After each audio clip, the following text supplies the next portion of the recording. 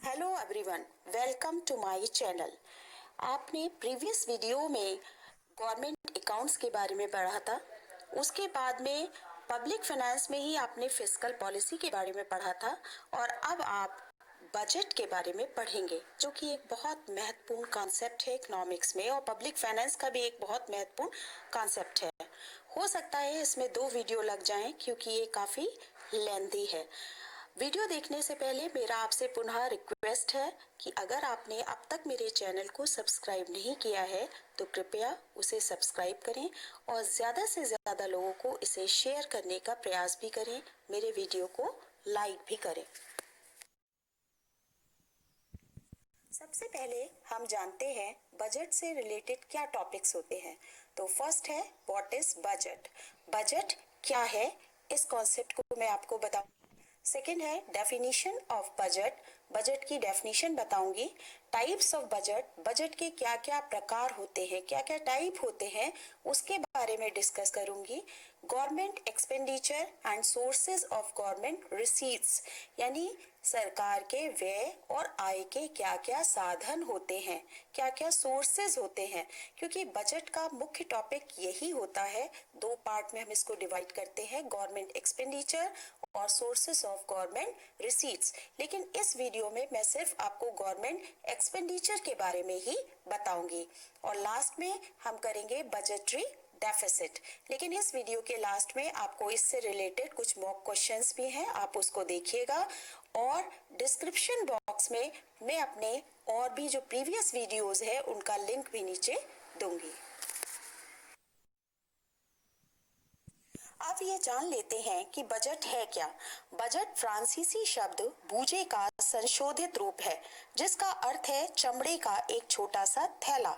1733 में इंग्लैंड में शब्द का प्रयोग जादू के पिटारे के अर्थ में किया गया था, जिसका मूल तत्व यही था कि सभी देशों में बजट में निहित तत्वों को उस समय तक गुप्त रखा जाता था जब तक कि उसे देश की संसद के समक्ष प्रस्तुत ना कर दिया जाए। बजट को संसद के सम्मुख प्रस्तुत होने से पूर्व बजट प्रस्तावों की जानकारी केवल वित्त मंत्री को होती थी तथा बजट खुलने के बाद सामान्य चर्चा का विषय बन जाता था। ब्रिटेन के एक पुराने वित्त मंत्री डॉक्टर डॉल्टन को अपना पद छोड़ने के लिए बाध्य होना पड़ा था, क्योंकि लोगों को उनके बजट की जानकारी कुछ मिनट पहले ही हो गई थी। लेकिन आजकल बजट का अर्थ थैले के स्थान पर थैले के भीतर की वस्तुओं या विवरण की मुख्य मदों से लगाया जाता है। सर्वप्रथम 1803 में फ्रांस में बजट शब्द का प्रयोग किया गया था। स्वतंत्र भारत का पहला बजट 26 नवंबर 1947 को पेश किया गया था, जो कि 7.5 माह की अवधि के लिए था। अब बजट का वास्तविक नाम क्या होता है? बजट का वास्तविक नाम हम इसे कह सकते हैं वार्षिक वित्तीय विवरण, एनुअल फाइनेंशियल बिल, क्योंकि इसमें एक वित्तीय वर्ष में सरकार के आय और व्यय दोनों का विवरण होता है।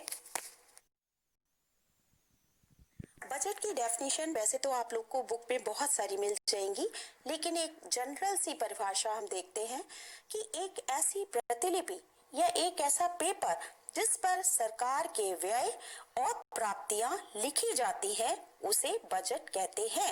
एक ऐसा डॉक्यूमेंट जिस पर सरकार अपने एक्सपेंडिचर और रिसीट्स को लिखती है उसे हम बजट कहते हैं। यह बजट एक प्रकार का वित्तीय आयोजन होता है जिसे किसी सरकार, निजी कंपनी या परिवार द्वारा किसी निश्चित अवधि के लिए तैयार किया जाता है, जिसमें उस संस्था के आय और व्यय का ब्यौरा शामिल होता है। एक वर्ष में हुए व्यय और आय का डिटेल इस डॉक्यूमेंट में होता है। भारत में बजट मुख्य रूप से वित्त मंत्रालय के द्वारा बनाया जाता है। अब हम संक्षेप में बजट के प्रकार के बारे में जानेंगे, टाइप्स ऑफ बजट। सबसे पहला बजट है आम बजट, जिसे कि हम पारंपरिक बजट भी कहते हैं। इसमें किस क्षेत्र में कितना धन व्यय करना है उसी का उल्लेख होता था, किंतु इस व्यय के खर्च से क्या क्या परिणाम प्राप्त करने हैं उसका ब्यौरा नहीं दिया जाता था। इस प्रकार के बजट का मुख्य उद्देश्य सरकारी खर्चों पर नियंत्रण करना था, ना कि तीव्र गति से विकास और विकास कार्यों को अंजाम देना। दूसरा हमारा टाइप है निष्पादन बजट, जिसे कि हम उपलब्धि बजट या कार्यपूर्ति बजट भी कहते हैं। इसका मुख्य केंद्र बिंदु ये उद्देश्य है कि जिसको सरकार पूरा करना चाहती है और इन उद्देश्यों को प्राप्त करने के लिए प्रस्तावित कार्यक्रमों की लागत को प्रत्येक कार्यक्रम के अधीन संख्यात्मक आंकड़े जो कार्यक्रम कार्यान्वयन और उपलब्धियों का मापन करते हैं निर्धारित किए जाते हैं। नेक्स्ट है जीरो बेस बजट। अमेरिका के टेक्सास इंस्ट्रूमेंट के बजट निदेशक पीटर ए घायर ने जीरो बेस बजट प्रणाली में कई संशोधन किए और इसके लिए उन्होंने शून्य आधारीय शब्दों का प्रयोग किया, अतः इन्हें ही जीरो बेस बजट का जनक माना जाता है। इस प्रणाली को सूर्यास्त बजट प्रणाली भी कहा जाता है, जिसका अर्थ है कि वित्तीय वर्ष के सूर्यास्त से पूर्व प्रत्येक विभाग को एक शून्य आधारीय बजट प्रस्तुत करना होता है, जिसमें उसके प्रत्येक क्रियाकलाप व उपलब्धियों का लेखा जोखा रहता है। नेक्स्ट आता है आउटकम बजट। तो आउटकम बजट जो होता है, केंद्र सरकार द्वारा इस बजट पद्धति की शुरुआत सन 2005 और 2006 के बजट में की गई और देश के संसदीय इतिहास में पहली बार 25 अगस्त 2005 को आउटकम बजट वित्त मंत्री द्वारा संसद में प्रस्तुत किया गया था। इसमें किसी भी कार्य को करने के लिए किसी भी स्तर पर देर करने या रुकावट पैदा करने के स्थान पर निर्धारित धनराशि जो होती है उसको सही समय, सही मात्रा और सही गुणवत्ता में पहुंचाने को सुनिश्चित करना होता है, ताकि जो भी धनराशि हमने रखी है बजट के लिए उसका उपयुक्तम उपयोग जो है वो संभव हो सके। नेक्स्ट आता है जेंडर बजट। देश में महिला अधिकारिता और महिला सशक्तिकरण की दिशा में बजट के योगदान को स्वीकार करते हुए केंद्र सरकार के द्वारा इस प्रकार के बजट की शुरुआत की गई थी। इसके माध्यम से सरकार महिलाओं के विकास, कल्याण और सशक्तिकरण से संबंधित योजनाओं और कार्यक्रमों के लिए प्रतिवर्ष बजट में एक निर्धारित राशि की व्यवस्था सुनिश्चित करने के प्रावधान किए जाते हैं। बजट के प्रमुख कॉन्सेप्ट्स हैं एक्सपेंडिचर और रिसीट्स। तो बजट में हम सरकार के पिछले वर्ष के आय और व्यय का ब्यौरा प्रस्तुत किया जाता है और आने वाले वर्ष का आय और व्यय का अनुमान किया जाता है। पिछले वर्ष का आय और व्यय का ब्यौरा प्रस्तुत करने के पीछे ये रीजन है कि उसमें रेफरेंस पॉइंट इकोनॉमिक सर्वे में दे रखा होता है कि बजट में पिछली बार कितना खर्च हुआ। जैसे बिजली पर ज्यादा खर्च हुआ तो इस बार हम कम करेंगे, तो उससे हमें एक रेफरेंस पॉइंट देखने को मिलता है। बजट से 2 दिन पूर्व इकोनॉमिक सर्वे को लॉन्च किया जाता है, जिसे कि वित्त मंत्रालय लॉन्च करता है। इसमें पिछले वर्ष का विभिन्न आर्थिक क्षेत्र में प्रदर्शन दिखाया जाता है। जैसे विभिन्न विभाग अपनी आख्या देते हैं, यातायात पर क्या काम किया गया, इंफ्रास्ट्रक्चर पर कितना खर्च किया गया, कृषि पर कितना किया गया, डिफेंस पर कितना किया गया। ये दस्तावेज 2 भागों में बनता है, वॉल्यूम 1 और वॉल्यूम 2। वॉल्यूम 2 में जो है वो सारे आंकड़े दिखाए जाते हैं कि सरकार की कितने करोड़ रुपए आय थी और सरकार ने कितना खर्च किया, किस किस क्षेत्र पर कितना खर्च किया।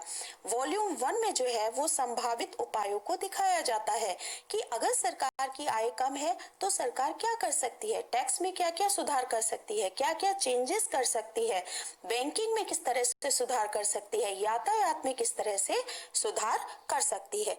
तो बजट के 2 प्रमुख पहलू होते हैं जिसमें कि सरकार के आय और व्यय का ब्यौरा प्रस्तुत किया जाता है। गवर्नमेंट के एक्सपेंडिचर 2 प्रकार के होते हैं, करंट एक्सपेंडिचर यानी तात्कालिक व्यय और फ्यूचर एक्सपेंडिचर यानी कि आगामी व्यय। तो अभी हम पढ़ते हैं करंट एक्सपेंडिचर यानी कि तात्कालिक व्यय। तात्कालिक मतलब तुरंत किए जाने वाले व्यय, जिसमें पहला आता है रूटीन एक्सपेंडिचर यानी कि रोजमर्रा के व्यय। अगर व्यक्ति को हम देखें, जो एक व्यक्ति पर्सन है वो अपना बजट बनाता है, पर्सनल बजट बनाता है, तो जो खर्च वर्तमान नीड को फुलफिल करने में किया जाता है, पूरा करने में किया जाता है, उसे हम कहते हैं रोजमर्रा का व्यय।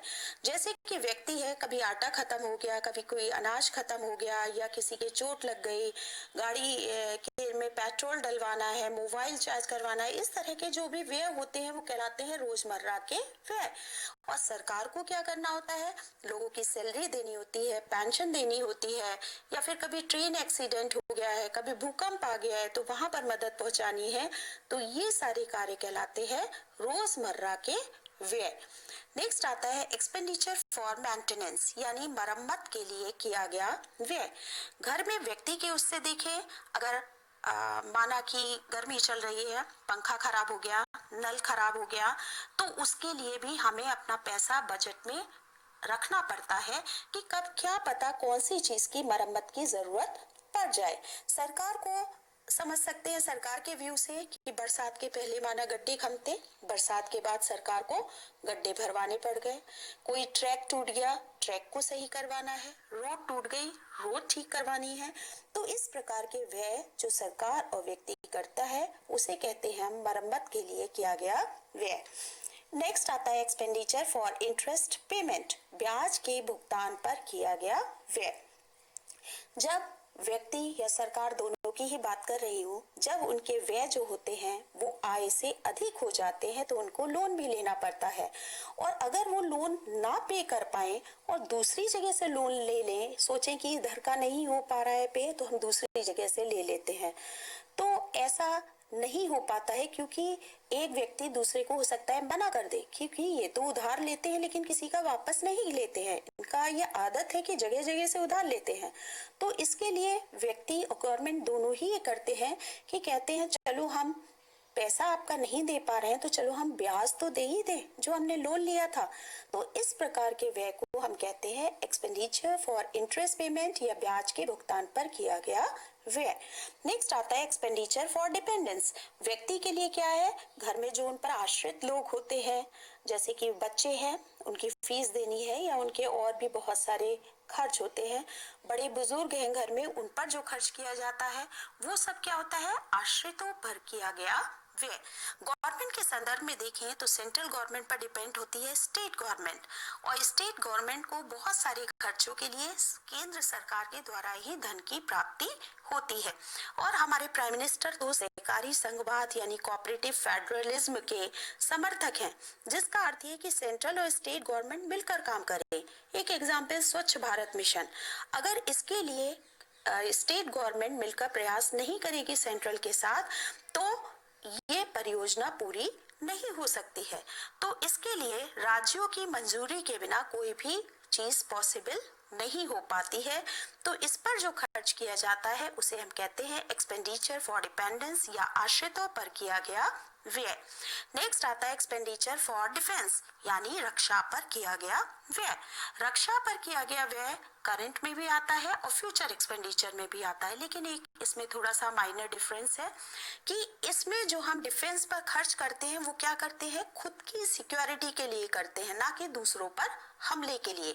मतलब हम कुछ मिसाइल या टेक्नोलॉजी वगैरह खरीदते नहीं हैं, सिर्फ हमारी दूसरे देशों से रक्षा हो सके, हमारी सीमा की रक्षा हो सके, हमारे देश की रक्षा हो सके, इसलिए हम सैनिकों पर व्यय करते हैं, या और भी चीजों पर हम जो व्यय करते हैं सिर्फ अपनी रक्षा के लिए, अपने आप को सिक्योर करने के लिए, उसे हम कहते हैं एक्सपेंडिचर फॉर डिफेंस, या रक्षा पर किया गया व्यय।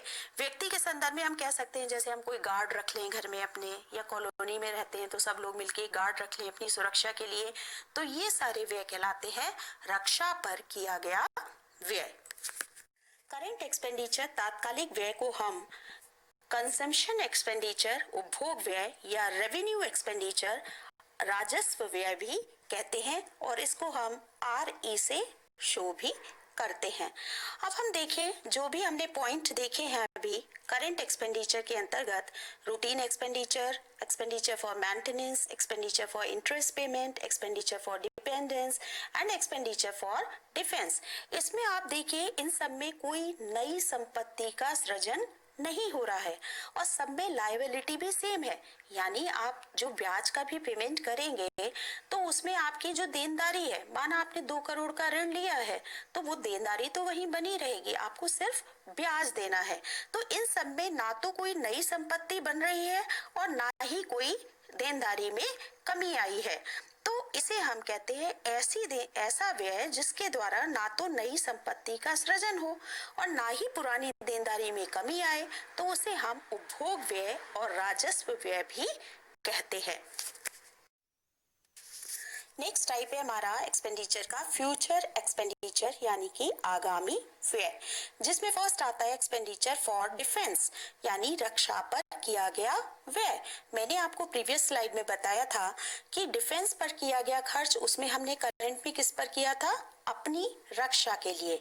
इसमें हम क्या कहते हैं कि हमले से बचाव के लिए हम कभी मिसाइल खरीदते हैं, कोई टेक्नोलॉजी खरीदते हैं, तो वो सारा व्यय जो भी कहलाता है वो रक्षा पर किया गया व्यय।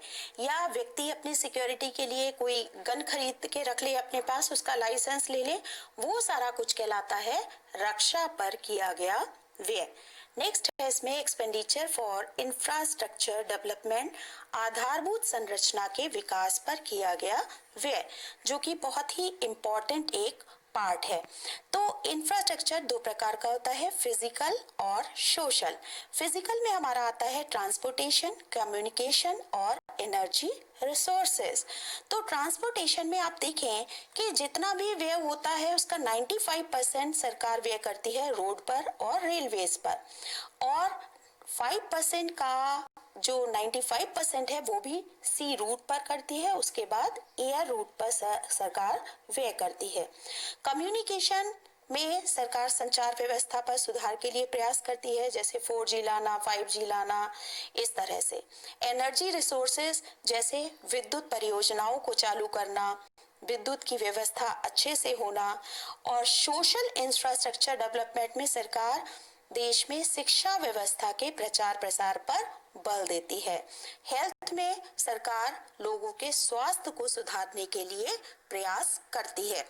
तो एजुकेशन से क्या सरकार का उद्देश्य होता है कि हमारे देश में स्किल्ड लेबर बढ़े। पढ़े लिखे तो हैं लेकिन स्किल्ड लेबर की कमी है, तो सरकार स्किल्ड लेबर को बढ़ाने का प्रयास करती है और लोगों के स्वास्थ्य पर भी व्यय करती है। नेक्स्ट है रिटर्निंग ऑफ ओल्ड डेट, पुराने कर्ज की वापसी पर किया गया व्यय। अब जो भी कर्ज होते हैं सरकार उनको भी धीरे धीरे चुकाने का प्रयास करती है, जिसे कि हम कहते हैं returning of old debt. Future expenditure, आगामी व्यय को हम कैपिटल एक्सपेंडिचर और पूंजीगत व्यय भी कहते हैं। अब पूंजीगत व्यय क्यों कहते हैं? प्रीवियसली मैंने आपको बताया कि ऐसा व्यय जिसके द्वारा ना तो नई संपत्ति का सृजन हो और ना ही पुरानी देनदारी में कमी आए, उसे हम राजस्व व्यय या उपभोग व्यय कहते हैं। इसका जस्ट अपोजिट, ऐसा व्यय जिसके द्वारा नई संपत्ति का सृजन हो और साथ ही पुरानी देनदारी में भी कमी आए, उसे हम कहते हैं पूंजीगत व्यय, यानी कि कैपिटल एक्सपेंडिचर। हमने जो पढ़ा उससे ये कॉन्सेप्ट निकल के आया कि टोटल एक्सपेंडिचर यानी कि कुल व्यय इज इक्वल टू RE यानी कि रेवेन्यू एक्सपेंडिचर, राजस्व व्यय, प्लस CE यानी कि कैपिटल एक्सपेंडिचर, पूंजीगत व्यय। अगर हम रेवेन्यू एक्सपेंडिचर यानी राजस्व व्यय और पूंजीगत व्यय कैपिटल एक्सपेंडिचर को जोड़ देंगे तो हमें टोटल एक्सपेंडिचर का पता चल जाएगा। अगर हमारी प्राप्तियां कम हो और व्यय ज्यादा हो जाए तभी सरकार को घाटे का बजट बनाना पड़ता है। वो हम नेक्स्ट वीडियो में इस बारे में पूरी तरह से बात करेंगे। वीडियो से संबंधित कुछ क्वेश्चन। इकोनॉमिक सर्वे कौन बनाता है? What is non tax revenue? किस देश में सर्वप्रथम बजट शब्द का प्रयोग किया गया? कुल व्यय किसे कहते हैं? आम बजट को क्या पारंपरिक बजट भी कहते हैं? इकोनॉमिक सर्वे में कितने वॉल्यूम होते हैं? एक वित्तीय वर्ष कब से कब तक होता है? सोशल डेवलपमेंट के कौन से 2 पार्ट होते हैं? कृपया इन सब के आंसर आप नीचे कमेंट बॉक्स में देने की कोशिश करें। और अगर कोई भी वीडियो से रिलेटेड प्रॉब्लम हो तो उसको भी आप कमेंट करके पूछ सकते हैं। Thank you all. Please subscribe my channel, like and share the video. और नेक्स्ट वीडियो में मैं आपको बजट में गवर्नमेंट की रिसीट्स और बजटरी डेफिसिट के बारे में विस्तार से बताऊंगी। धन्यवाद।